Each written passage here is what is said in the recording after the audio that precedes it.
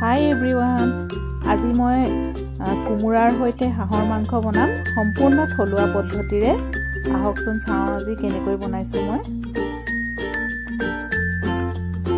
এয়া মিঠাতেল দিছো এতিয়া এখিনি বনাম হাঁহ কুমুৰা তাৰ কাৰণে লৈছো এখিনি পিয়াজৰ পেষ্ট এটো আদা নহৰু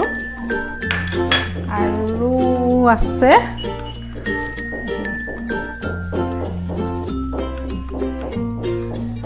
এতিয়া বনাম প্ৰথমতে ইয়া পিয়াজৰ পেষ্ট দিম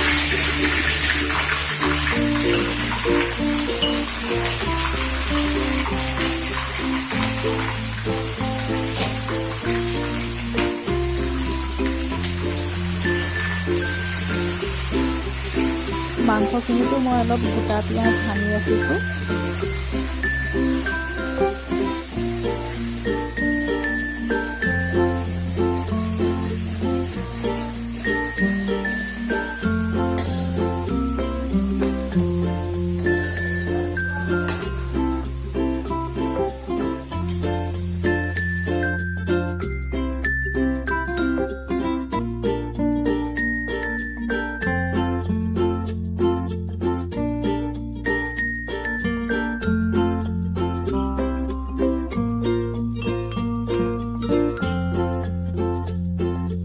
এইখিনি মই গোটা জিৰা ধনিয়া পাঁচফোৰণ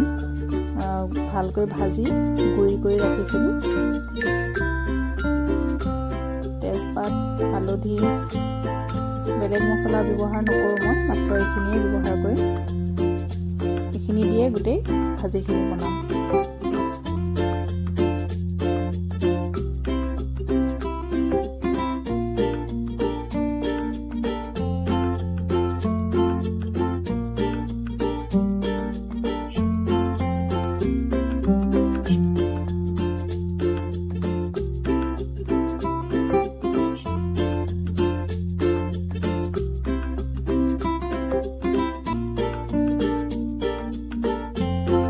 গোটা মছলাখিনি দিয়াৰ কাৰণে বিৰাট ধুনীয়া গোন্ধ ওলায়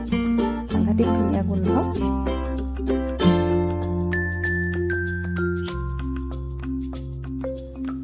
মাংসখিনি আধা ভজা হোৱাৰ পিছত মই আলু আৰু কোমোৰাখিনি দি দিছোঁ এইখিনি দি পেলাই মই আকৌ ঢাকন মাৰি ৰাখি থম আপোনালোকে মোৰ চেনেলটো ছাবস্ক্ৰাইব কৰা নাই যদি ছাবস্ক্ৰাইব কৰক লাইক কৰক শ্বেয়াৰ কৰক আৰু কমেণ্ট কৰক তেতিয়াহে মই আৰু নতুন নতুন ভিডিঅ' দিলে আপোনালোকে চাব পাৰিব এয়া আদা আৰু নহৰু দিছোঁ এটা কথা মন কৰিব হাঁহৰ মাংসত কিন্তু পিছা আদা নহৰু দিলে ভাল নালাগে সদায় খুন্দি লোৱা আদা নহৰু দিলেহে ইয়াৰ সোৱাদ বেছি ভাল লগা হয়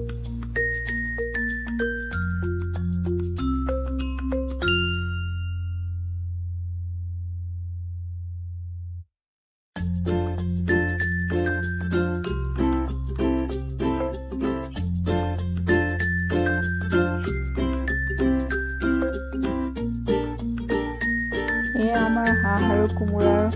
মাংস হৈ গৈছে চাওকচোন কিমান ধুনীয়া হৈছে ইয়াৰ কালাৰটো